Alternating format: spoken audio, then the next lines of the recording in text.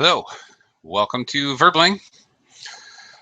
In the next hour here on Verbling, we are going to continue our lesson from this time slot yesterday, actually, because we're going to be learning more idioms to discuss problems.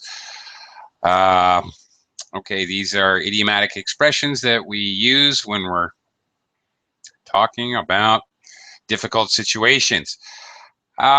In this class, students will take turns doing some simple fill in the blank exercises as we proceed through the class. I will do my best to explain any situational use of the idioms. It's, for example, used a lot in business, or it's always used in the first person, things of that nature. I will, and with your assistance, hopefully, if students can help me, all the better, try to brainstorm any other related idioms as we go along. Please ask me any questions if you have an idiom and you want to know if it relates to idioms we're looking at. Please do ask me, and we'll discuss it. And or any questions you have about usage of the idiom. And I encourage students to share idioms from your own native languages and cultures, just because I personally find that very interesting. And I've learned an idiom or two from all of you. Okay, well, that's about it for the intro. So let's get started. Hogan, how are you today? Yeah, I'm good. And how are you? Pretty good. Yeah, I just got from the movie theater and I watched. Yeah, I watched the Star Wars. What'd you think? Oh, it's pretty nice and excellent graphics. And it's awesome. Have you? Yes, I saw it last Sunday. Oh, great. A couple days How ago. do you like it? Yeah, I'll give you a quote.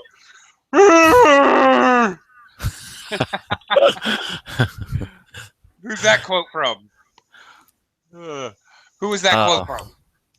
I don't know the name of the creature. It's like a lot of fur on the Yeah. skin.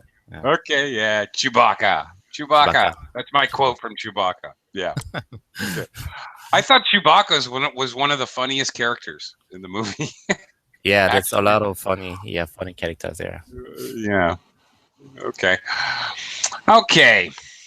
Anyway, plenty of room in the class. If others would like to join us, come on in. We're going to take turns looking at some idioms, learning some idioms that we use to talk about difficulties and problems. We're going to start off, warm up a little bit by looking at some literal meanings here of keywords, which will be coming up later in the lesson, keywords of the idiom. So it's a good idea to have a concept of the physical meaning of these keywords. So when we look at the abstract idiom, it can help you to, develop the idea and hopefully help you to remember the idiom as well. Okay, so let's do a little warm up here. Literal meanings. Hogan, number one. Number one, a male cow is called a bull. Mm-hmm. Yes, it is.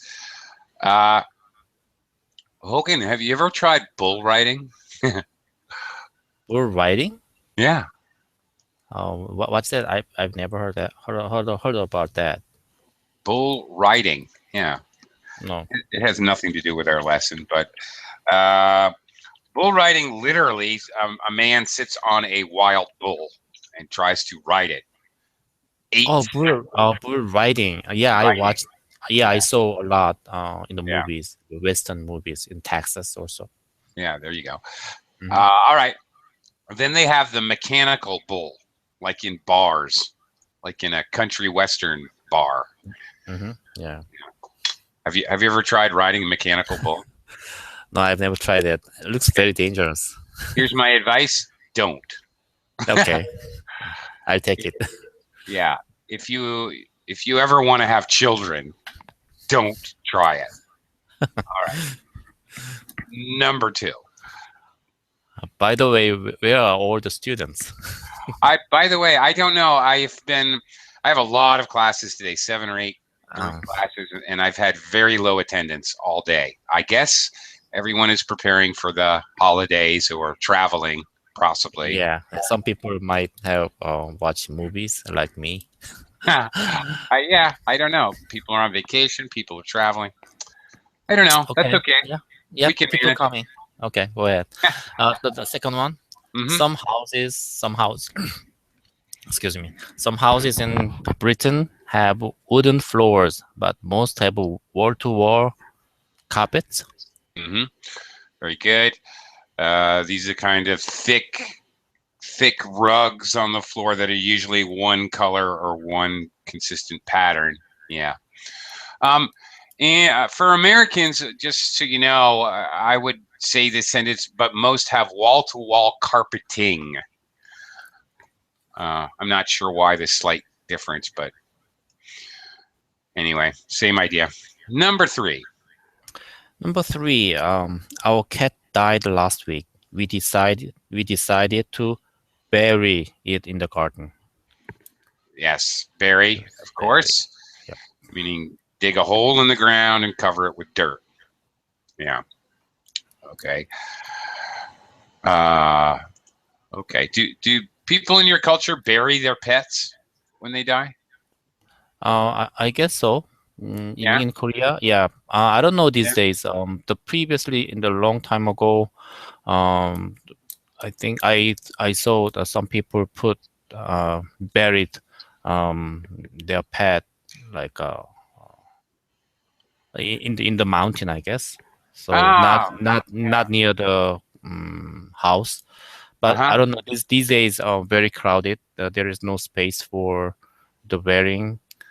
Mm, Probably Right. they just go into the mountain, I guess. Yep. I've heard about that from other Korean students, and I've actually had Korean students tell me like, "Oh, my father is buried up in the mountain under a big tree." So Yeah. sometimes people, right? Yes. Yeah. Yeah. Okay. All right. Oh, look, Ken has joined us. Hi, Ken. Hello, Ken. Ken. Are you there? Maybe some microphone problem. Maybe. Okay, Ken. Yes, hello. How are you? There we go. Okay. I'm good. Hogan's good. We're good. How are you? Yes, I'm fine. Thank you. Great. Ken, I'm going to throw you right in. We're looking at some literal meanings of what will be keywords and some idioms we're going to look at. If I can throw you right in, number 4, please read it and fill in the blank. Spring is here. You can see the bloom coming out of the trees. Uh, uh, eh? But But yeah, yeah, the small, tiny leaves are the buds. Um, absolutely. That's it. Very good. Hogan, number 5. Number five. Mm, the flow of water in the river increases in spring when the snow melts. Flow. Okay. Yes, flow. All right. Yes, that would have to be the answer. Flow can be a verb. The river flows. That's the action a river does. Or in this case here, we can see the flow, the same concept, but used as a noun. All right. Ken, for 6. we need a builder. There are blank developing in the walls of kitchens. Kitchen. There are.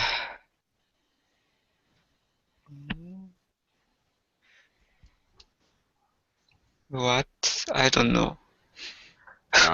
Okay. Something developing in the walls of the kitchen. So what would be Yeah. a problem? Developing means negatively develop. Yeah, well, they need a builder, so I suspect that there's something broken Yeah, that needs to be right. fixed. So, Cracks. yeah, okay, cracks. Yeah, all right. Well, see here in develop is actually a very neutral word. I understand why you may be a little confused. Usually we use develop and we think positive, growth, building. Those are good things, of course. But in reality, it's a negative term. So, there are problems developing in Africa. Well, okay, now it's about bad things being built, if you will. All right. Hogan, number 7. Number 7, don't go in that field. Some of those cows have horns. Yeah, okay. What does that mean? Does that mean they're going to play some jazz music? No, it's something in your head, like very sharp, maybe dangerous Okay, yeah. thing. Do you know what horns are made out of? What they really are? It's teeth. Well, some horns are actually bone, but some It's horns, yeah, some are, but some other animals have horns. Their horn is actually hair. Oh, Protein, hair. Like it's Wow. very similar to like fingernails or hair. It's basically protein. Yeah. Mm. Oh, stupid fact for you. Okay. Particularly animals where their horns fall off and grow, like deer. Their horns get bigger and bigger and bigger. They're basically, or they can fall off. Yeah, they're basically hair. Okay, Ken, number 8. I work in a hairdresser's. I don't cut hair. I just make coffee and sweep the floor all day. Okay. Yes. What is hairdresser apostrophe s? Why this possession not form? Why is it impossessive? That's a darn good question. Okay. That's a very good question. I work in a hairdresser's possessive. I guess because it's a hairdresser's shop, and I guess we have a form of ellipsis here where we've just dropped the word shop.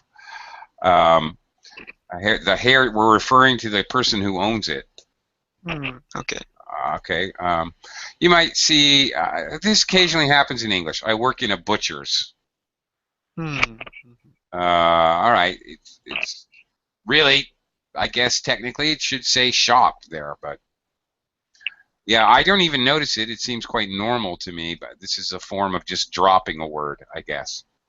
What's called ellipsis. Hogan, number 9. Oh, sweep. Okay, Ken, back to sweep. What? Okay, fine. The person makes coffees and sweeps the floor. What is the tool that they use to sweep? To do the action? Broom usually. That's it. Thank you. Just making sure you got the idea. Do you know how? Just another meaning of the word sweep. Do you know how the word sweep is used in sports and sporting events, sporting competition? Maybe sweep the field or something like that. And touchdown or something. No. A sweep. Okay, if my team plays your team 4 times this year, and I beat you all 4 times, then we swept you. I see. It was a clean sweep. When you win every single time, when you have no defeats against another team, you sweep them. Obviously, so yeah. How about you lose every single game? Then do you have any then we. similar word? No, that's a very good question, though. We tend to just use the passive. They were swept. Oh, okay. Yeah. Yeah. Okay. Hogan, number 9. Number 9. There's no space in my mind that we will soon have holidays in space. There's no doubt, I think. Yeah. Okay. Very common expression, the whole thing. There's no doubt in my mind. We use this as a signal phrase to introduce an opinion, and obviously a strong opinion. If there's, okay. What do you mean by in space at the end? Outer space. Outer space? Mars. I don't think Neptune. it is. Well, it's very close. We have trips to outer space now for tourists. I think Virgin is very, very, very soon going to have. I think it's ridiculous, like $10,000 or something. But you can buy a ticket and they'll take you into outer space. You can float around. I think they Oh, actually have okay. this I see. I see. space tourism. Mhm. Yeah. Of course, it's not really a holiday. You're in outer space for like 20 minutes or something. But yeah, we're getting there. We're getting there. Yeah. Ken, number 10. If you squeeze something hard between your finger and thumb, you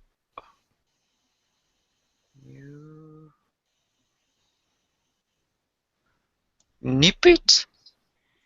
Yes. Kind of an older version. Of course, you would think, the first word that pops in my head is pinch. You're squeezing something with your finger and thumb, you pinch it. But yes, nip. It used to be used more for that. Nowadays, modern English, I think nip is more often used, dictionary definition, it's not an idiom. It's more often used for a small bite, like a chihuahua. I got nipped by a chihuahua at my aunt's house. You take a small bite. A small bite meant in violence. You're nipped by something, some small animal bites you. I got nipped by a rat or something. I don't know. I have a question about the word nip. Yeah. Actually, there is the TV series like Nip Tuck. I don't know if you know the title, but do you Okay. have any idea why they use the nip? NIP? Yes. I mean, they're using a play on words. Nip and tuck. Well, that's interesting. Now, how am I going to explain that to you? Which is another idiom. That's a very, very good question. It was nip and tuck. Okay, this is a totally different idiom, and I think it's the television show is actually just using a play on words here. Nip and tuck means it really close. Like if a race is nip and tuck, you don't know who's going to win until the very end. Close result is the Okay. idea. Um, okay, nip and tuck. Oh, all right. I just did Yeah, I quick just was research. curious. Yeah. Yeah, it also has to do with these are also used that words that are used in plastic surgery. They go in for a little nip and tuck. I guess they're pulling their skin tighter or whatever, pulling things close. Kind of interesting. Okay. Okay. Thank you. All right. Apparently nobody knows where it comes from, but nip and tuck means really close. Yeah, like often used for a race. That's where I've heard it. I've also heard it used to talk about plastic surgery. Okay, anyway, let's get to our idioms.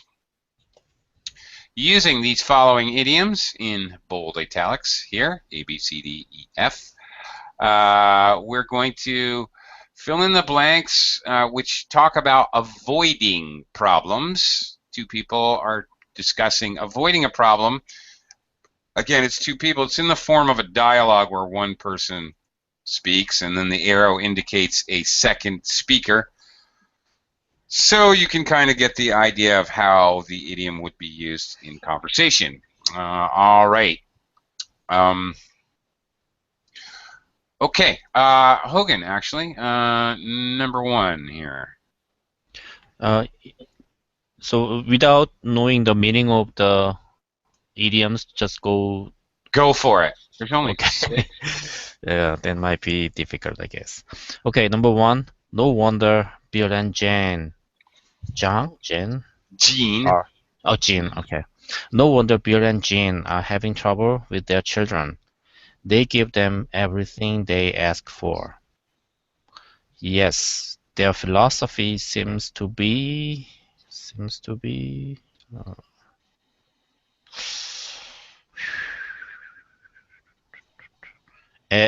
anything for a quiet life. I guess so. So, okay. Well, I guess this is a pretty decent illustration.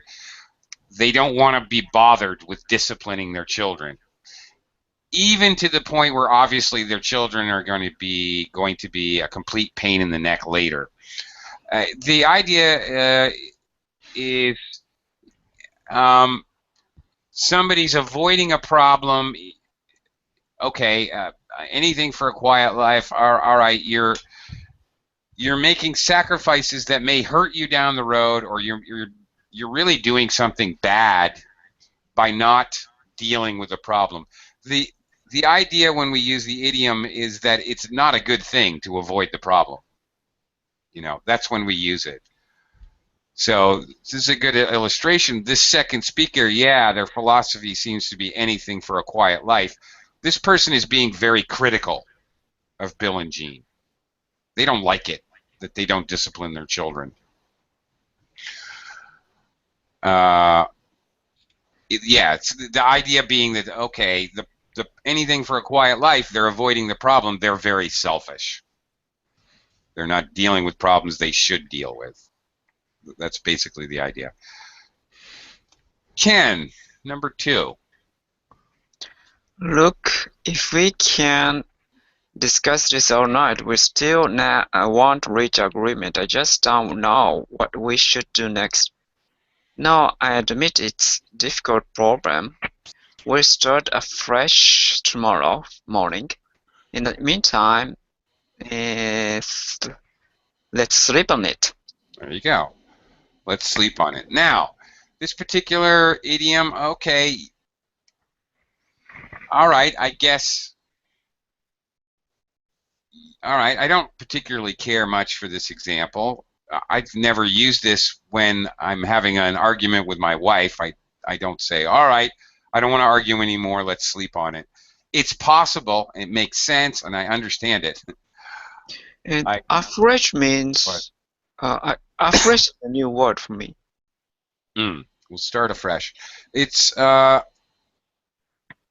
it's, I don't know, it's, I guess it's Old English. It's just, it means the same thing as fresh. Okay. Yeah, I just think it's an older version, that's all. You can Maybe just this say, we'll start textbook fresh. is a British textbook, so some Yes, it English is. is not used in America now. Yeah, I don't even think British people use afresh anymore, honestly. Okay. It's just more of an older word. But nothing wrong with it. I didn't even cross my mind to think about it. I'm used to seeing it. It's convenient, you know. It helps you join the T with the T from start with the F from fresh.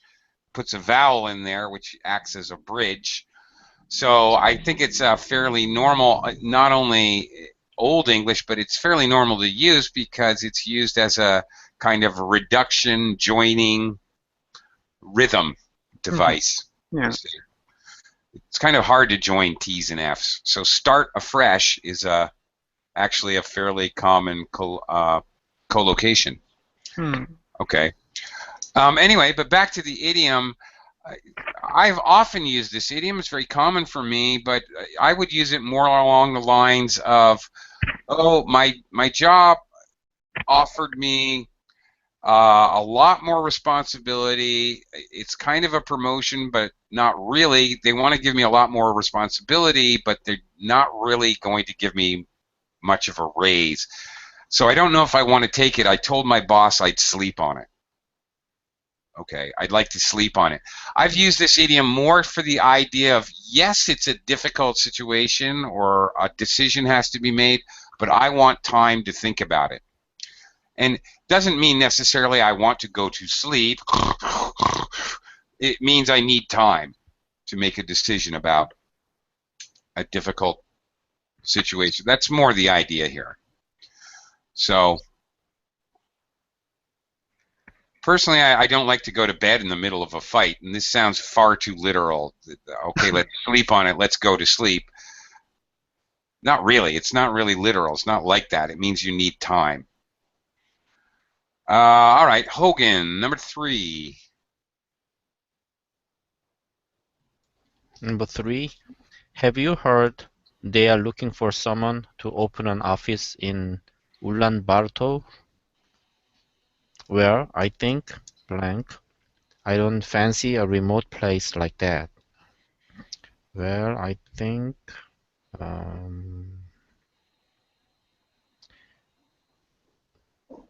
I will keep a low profile. Yeah, good one. All right. Okay. Related. I might say. I think I'll try and stay under the radar. Okay. It means you want to. All right. You avoid the problem. You don't want to be noticed. All right. So you could also use this idiom. Oh, the boss is really in a bad mood today. I'd advise you to keep a low profile today, or I advise you to stay under the radar. In other words, don't be seen, don't be noticed. You want to avoid something bad, not necessarily a problem, but an angry boss. You want to avoid notice for something. It's more about avoiding notice than avoiding a problem, really. Okay, Ken, number 4. Look, I've told you a dozen times I wasn't even in the office when the files were erased. It must be someone after I left. All right, I suppose I keep a raw file.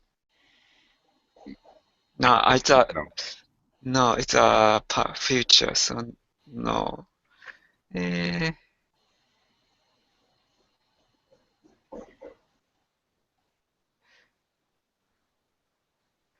well,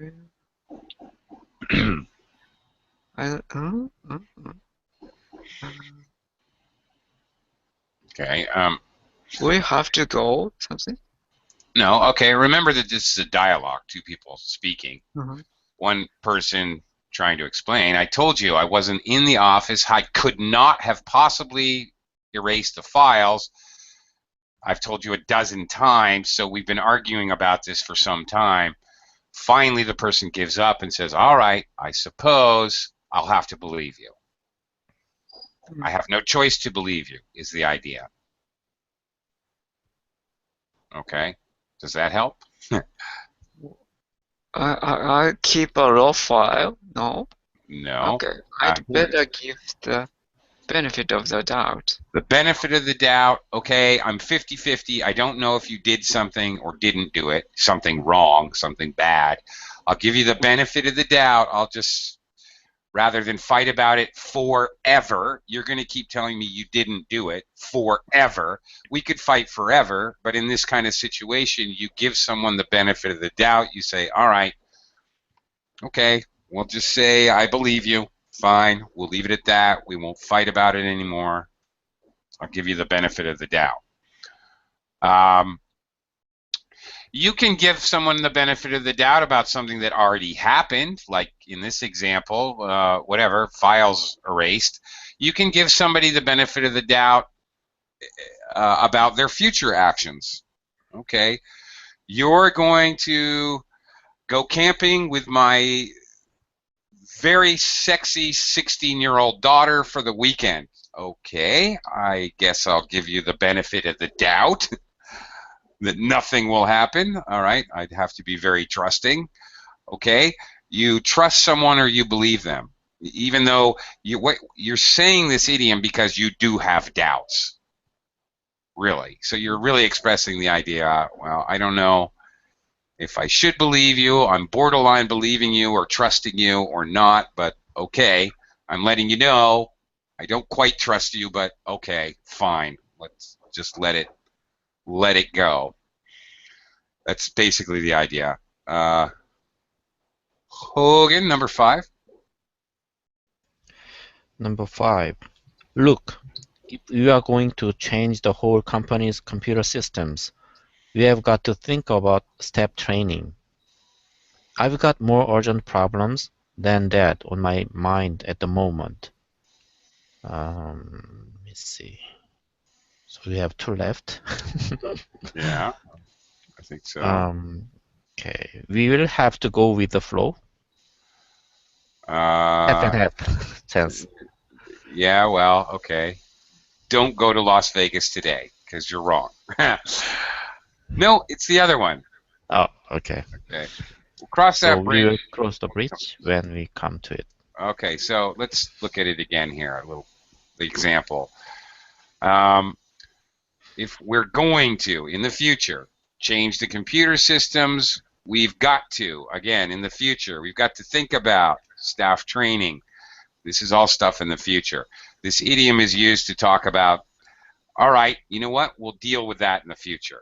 That's the future. I'm too busy right now, or I have other things to do. I have another emergency. For whatever reason, I can't deal with this now. I will deal with it in the future.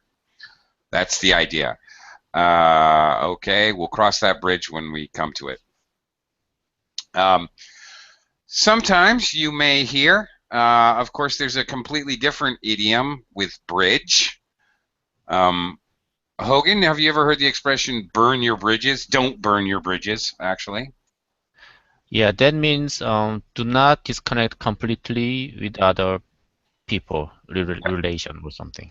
That's it. Relations, personal or business. Don't burn your bridges. Very good. Good explanation. Okay. Occasionally, you will hear people use the future tense with this. It's kind of a joke. It's sarcasm, I guess. We'll burn that bridge when we come to it. Kind of saying we'll screw up that whole situation when we come to it. We'll make a wreck of things in the future. It's kind of sarcastic and joking, but it's a very common sarcastic joke. So you may hear that. When we do that, actually, because idioms are metaphorical, they're metaphors. They don't mean exactly what you say. We call those kinds of things a mixed metaphor, and that is a very common one. All right, that's a very common mixed metaphor. Yeah, we'll burn that bridge when we get to it. I've mixed up two idioms. I have a question.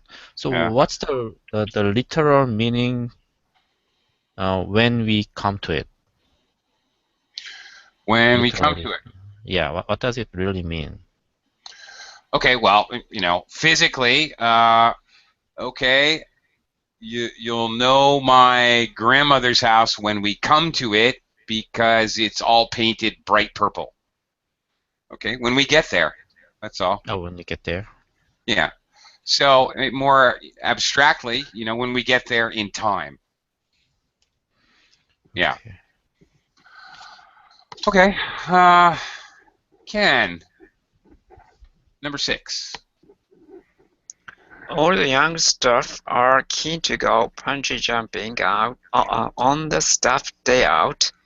I know, I don't think we've got any choice. We'll have to go with the flow. Okay. We'll just have to go along with the crowd. We'll have to go along with what everybody else is doing. Now, okay, in this case, it's used to talk about something you don't really necessarily want to do, which I guess is possibly a problem. But this idiom is also used just to, often used for advice. You're too uptight, man. You're too nervous all the time. You're too stressed out. You've got to just go with the flow. Don't try to control everything. It's used as a kind of idiom to express advice. Don't be so controlling. It's the opposite of being controlling, trying to control everything. Go with the flow. You just let happen whatever happens. Like, let it be? Yeah, well, let it be, let it be. Let it be, let it be. Okay. There will be an answer. Let it be. Yeah.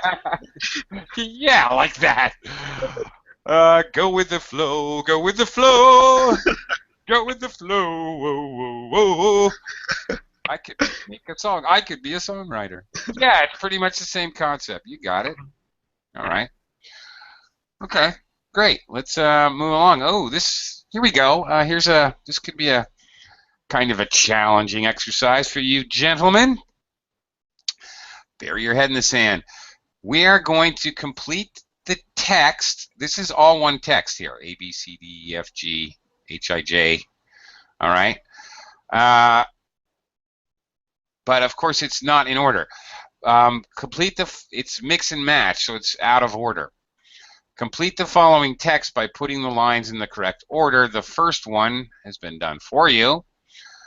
Okay, so the text starts here. I will do the first one as an example. So go ahead and read it and see if you can match it with what comes next in sequence. So here we go. When a problem comes up, people deal with it in different ways. Some people try to ignore it, but you just can't bury your head, ding, ding, ding, in the sand, hoping the problem will go away. Okay. Hogan, continue. By the way, if you bury your head in the sand, you ignore a problem. Okay. From or. Okay. Or maybe you just sweep it under the carpet. Excellent. Okay. Very good. You sweep it under the carpet. What does that mean? You sweep it under the carpet. You do not solve the problem completely. You just hide it. You just hide it. Yeah. Yeah. If you actually sweep dirt under the carpet, you're not getting rid of the dirt. You're just kind of hiding it. That's exactly the idea. So you don't really deal with the problem. You just hide it. That's it exactly. All right, Ken, from up here, personally. Personally, I think that's a mistake. It's better to face the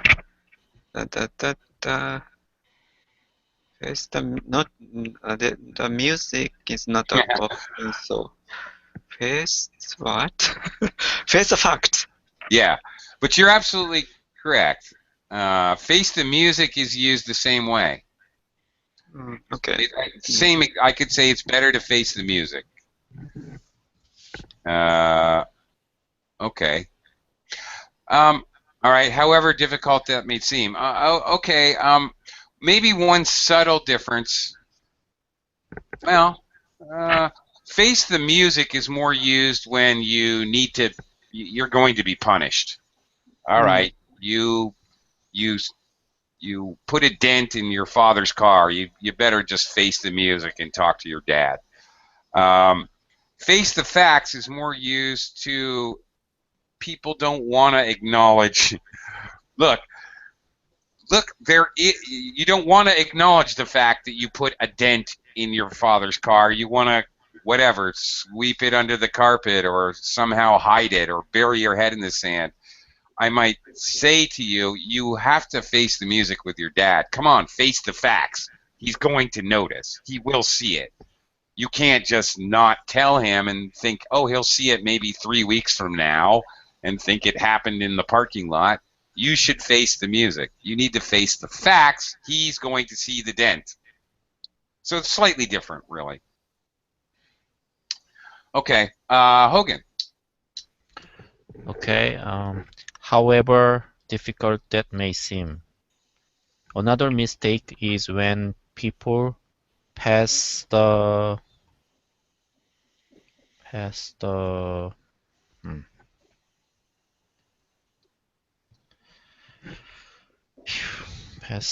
pieces. Yeah. I don't know. No. Nice. Pass what? Nice try. You know you're looking for a noun, so grammatically you're on the right track. Pass the buck. There you go. That's it. I don't know the meaning of buck, by the way. Well, we'll talk about it. Okay. All right. Well, let's talk about it. Instead of taking responsibilities themselves, all right, pass the buck is an idiom. Buck has several meanings. Well, a buck is a male deer or a male rabbit. A male of some species is a buck. Okay. A buck is slang, but such old slang, 150-year-old slang, so it's pretty much just a regular word for $1. It costs $1. I spent $10 at the movies. $10. Um, buck is also going back to our bulls and the rodeos and riding bulls. When the bull throws you in the air, he bucks you. So if a person bucks somebody else, they kind of knock them to the side. Not literally, not physically. If you buck authority, it means that you don't really bow down to authority, and you kind of maybe talk back a little bit, and if you're prone to bucking authority. So there's a number of meanings. And frankly, I'm not sure which one this idiom derived from. I'm not sure. Dollar bill, maybe? Anyway, the meaning of pass the buck is to pass responsibility, basically, as the sentence says. There's two ways this is used. When, for example, your boss asks you to do something, okay, Hogan, go get me a cup of coffee. And you just tell Ken, go get me a cup of coffee. And then he brings it to you and you bring it to the boss. All right. The actual job, you have passed the buck. You have actually passed on the job to somebody else instead of taking responsibility as you were supposed to. The other way is after the fact. Okay, Ken brings the coffee back, and he didn't bring coffee. He got chai tea. Okay, he got tea instead of coffee. So your boss goes, yuck, I hate tea. This isn't coffee. And you say, oh, but Ken got it. So you pass responsibility, you blame someone for a mistake. Blame someone else after the fact, after the mistake has been made. You don't take responsibility. Even though you should. You are the one who was asked to get coffee. It's really your responsibility, you see. So you either pass somebody a job or you pass them the blame. Either way.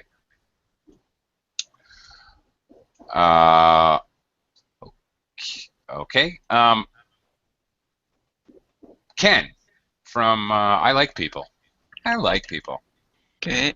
I like people who take the bull, pay the bill, and however difficult that may seem. Another mistake is when people pass. What? Huh? Sorry, I I'm confused. Huh? What? I like people who take the bull yeah, and not fact. choice. Okay. No? Take. No? Yeah, now you have to choose which Okay. one Take the matches. bull by the horns. There it is. That's it. That's it. Like people who take the bull by the horns and make a decision. What does that mean? I like people who take the bull by horns. Decision maker. That's it. Okay. Doesn't waste any time, but very directly makes a decision. That's it. You take the bull by the horns. You don't fool around. That's it. You directly confront. Okay, very good. Yeah, I was worried what you're going to say on that one because I'm not going to take any bull, or I'm not going to take your bull, or I don't want to take any bull. The very variations mean something quite different. I'm not going to take any. It means I'm not going to take any excuses. I'm not going to listen to any lies or excuses. That's completely different. I don't need to take your bull. And of course, sometimes we not just bull, but BS. What the S stands for. I don't need to take this BS. Okay, that's a completely different meaning. Take the bull by the horns is quite positive. Oh, okay. Hogan from where we are here. When a problem. Okay, now when a problem appears, they get to the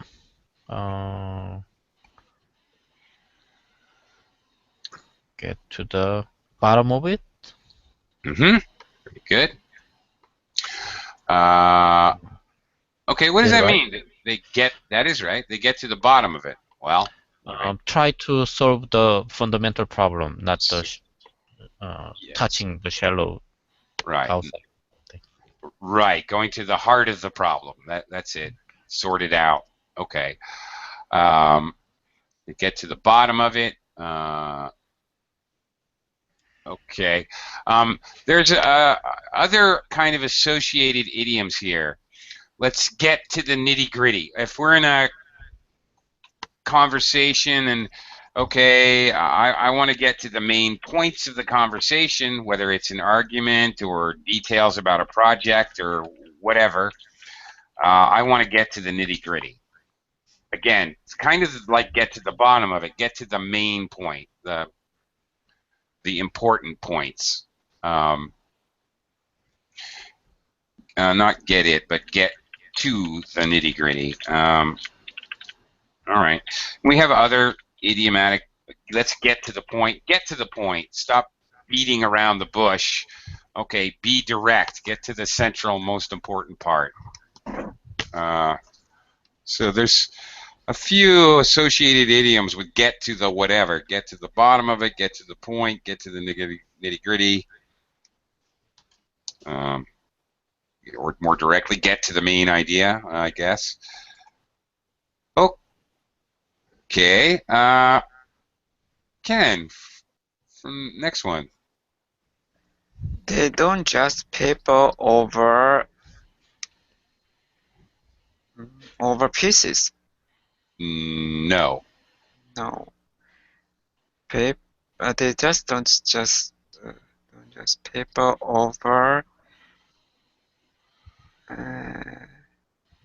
The blind eye. No.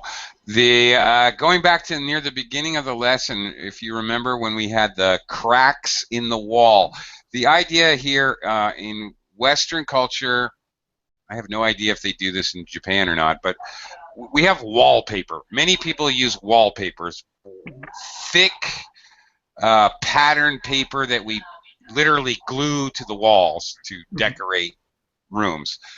And okay, so the idea here is instead of actually fixing the wall, cracks in the wall, very dangerous, very big problem.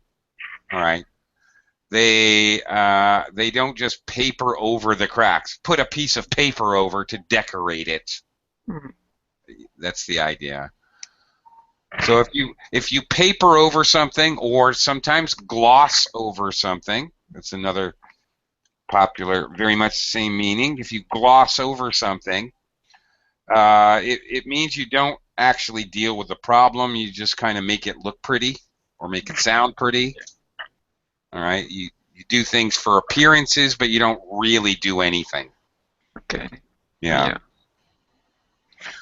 Okay. All right. Hogan. Okay. Some people just go to let's see, blind eye and hope things will go away. No. No. Let's go to Yeah. I. Okay. It's not that one. H. No. G. Oh, it's one of these three. go to pieces There you go. when facing a difficult situation. Oh, what do you suppose that means? Some people go to pieces. I have no idea. They get frazzled. They get too stressed out. They can't think. They get so freaked out by a difficult situation they can't deal with it. Either there's two ways. Some people freeze. They can't move. Deer in the headlights. They don't move. They go to pieces. Other people, they just start babbling, and they can't actually deal with a difficult situation in a cool, calm, collected, logical manner. They lose their composure. They go to pieces. So this one can be used, okay, some people go to pieces when facing a difficult situation. Some people go to pieces when there is a family tragedy. You might go to pieces if you suddenly lost all your money, in an emergency. Anything when you would lose your grip on your mental facilities, emotional and mental. Yeah. Okay. Ken. Okay. When things get too much, they turn a blind eye. Mm-hmm. No, not a blind eye. Mm-hmm. Yes. Yeah. And hope things will go away. Okay.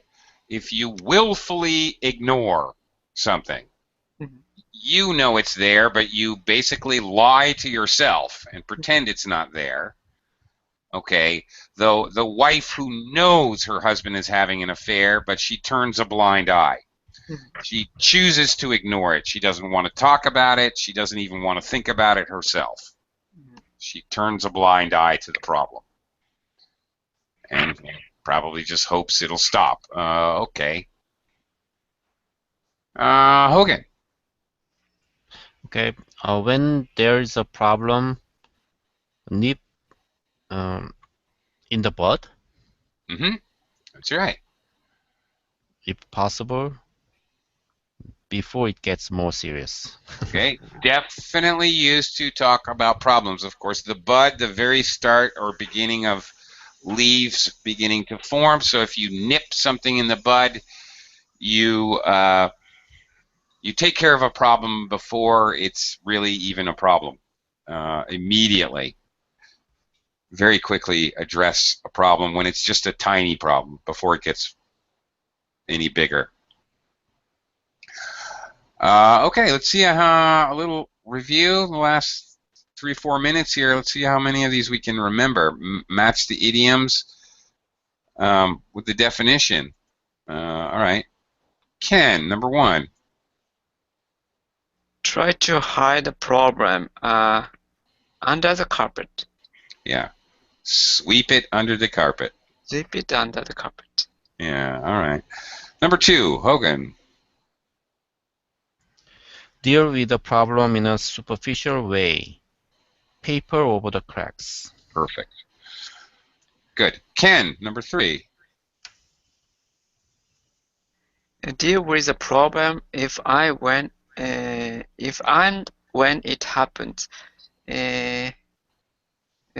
Bridge. We cross the bridge when we come to it. You got it. Perfect. Hogan, number 4. Deal with the problem as soon as it appears. That's nip it in the bud. Got it. All right, great. Ken. Okay. Take the decision. Take the decisive action. By bull by the horn. Yep. Take the bull by the horns. Take the bull by the horn. That's it. Great. Hogan, number 6. Find out the cause of the problem. Get to the bottom of it. Yeah, great. Perfect. Ken, number 7. Pretend problem doesn't exist in the sand. Something in the sand. Yeah, bury your head in the sand. Bury your head in the sand. Yeah, ignore a problem. Okay. And Hogan, last one. Ignore somebody's bad behavior. That's turn a blind eye. Great, you got it. All right, good job. Good remembering, guys. I'm impressed. Okay. Well, thank you very much. Great job today, and you guys have a great day. We're just about out of time. Thanks a lot. And I got to get going because I got another class coming right up. Thank you. Thank you very Thank much. you. Bye-bye. Bye.